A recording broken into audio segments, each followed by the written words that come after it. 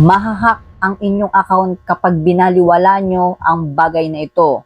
Dahil ang bagay na ito ay magbibigay warning sa inyo kapag ang inyong password ng inyong Google account or ang number ng inyong Google account ay ginagamit na pala ng mga website or apps na kung saan ay nag-login ang inyong Google account.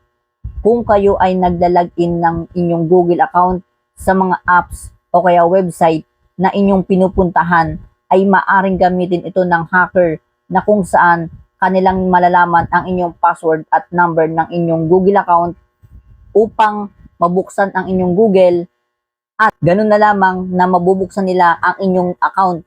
Katulad na lamang ng mga GCash na gamit ninyo o kaya mga bank account na gamit ninyo, lalong-lalo na ang inyong Facebook na kung saan ang gamit natin ay Gmail. Kaya paano ba natin maiwasan na ma-hack ang ating account? Sa pamamagitan ng bagay na ito, dahil magbibigay ito warning sa atin kung ang ating Google account ay na-link or nailagay natin sa maling app o kaya website na may possible hacker. Watch this. So una, magpunta tayo sa ating Chrome. Sa inyong Chrome, pinutin ang tatlong dots na ito at puntahan itong settings. Sa inyong settings ay pinutin itong privacy and security. Pagkatapos, scroll down lang kayo at inyo makita itong warn you if a password was compromised in a data breach. So ito yung sinasabi ko sa inyo na magbibigay ito ng warning kapag ang ating password ay nailalagay sa compromise.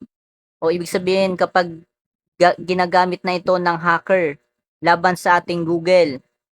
Kapag tinatry na nila itong buksan, nang sa ganun pag nabuksan yung ating Google ay mabubuksan na rin nila yung ating mga account. So kailangan nyo lang i-turn on ito nang sa ganun ay makapagbigay ito sa atin ng warning.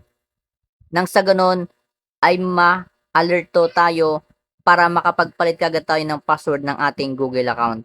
Kung kayo ay may tutunan, pakibahagi naman po ng ating video.